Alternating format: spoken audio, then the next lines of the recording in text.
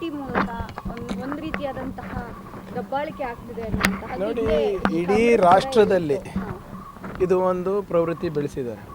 ಕಳೆದ 10 ವರ್ಷದಿಂದ IT, ED ಮತ್ತು GST ಹರಾಸ್ಮೆಂಟು ಉದ್ಯಮಿಗಳಿಗೆ ಆಗ್ತಾಯಿವೆ. ಯಾವ ಉದ್ಯಮಿಗಳಿಗೆ? ಯಾರು SME MSME ಮಾಡ್ತಾರೆ ಮತ್ತು ಇಂಡಸ್ಟ್ರಿಯಲಿಸ್ಟಿಗೆ, ಯಾರು ಕೇಂದ್ರ ಸರ್ಕಾರಕ್ಕೆ ತಲೆಬಾಗೋದಿಲ್ಲ ಅವರಿಗೆ. ಸಾಕಷ್ಟು ಉದಾಹರಣೆಗಳನ್ನು ನಾವು ನೋಡಿದ್ದೀವಿ. ಈಗ ಇದು 2ನೇದು 3ನೇ ಪ್ರಕರಣ ನಮ್ಮ ರಾಜ್ಯದಲ್ಲಿ ನಡೀತಾ ಇರೋದು. ನೀವು ಯಾರಿಗೆ ಖಾಸಗಿಯಾಗಿ ಮಾತಾಡಿ ಉದ್ಯಮಿಗಳಿಗೆ ಇದು ಹರಾಸ್ಮೆಂಟ್ ಇದೆ. GST ಹರಾಸ್ಮೆಂಟ್ ನಡೀತಾ ಇದೆ, IT, ED ನಡೀತಾ ಇದೆ. ಇದು ಬರೇ ಇಂಥ ವ್ಯಕ್ತಿಗಳಿಗೆ, ಯಾರು ಕೇಂದ್ರ ಸರ್ಕಾರ ಮಾತು ಕೇಳಲ್ಲ.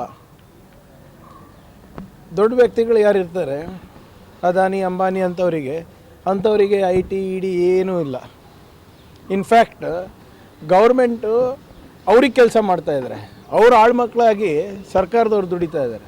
ಯಾವ ರೀತಿ ಅವರಿಗೆ ಹೊಸ ಬಿಸ್ನೆಸ್ ತರಬೇಕು, ಹೇಗೆ ಅವರಿಗೆ ಬಂಡವಾಳದ ಅವಕಾಶ ಹೆಚ್ಚು ಮಾಡಿಕೊಡ್ಬೇಕು, ಹೇಗೆ ನೀತಿಗಳನ್ನು ಯೋಜನೆಗಳನ್ನು ಅವ್ರ ಪರವಾಗಿ ಮಾಡಬೇಕಾಗಿರೋದೇ ನಡೆದಿರೋದೆ ಹೊರತು ಬೇರೆ ಯಾರಿಗೂ ಈ ಕೇಂದ್ರ ಸರ್ಕಾರ ಇಲ್ಲ. ಇದು ಬರೀ ಕೆಲವು ಬಂಡವಾಳಶಾಹಿಗಳಿಗೆ ಮಾತ್ರ ಇರೋದು.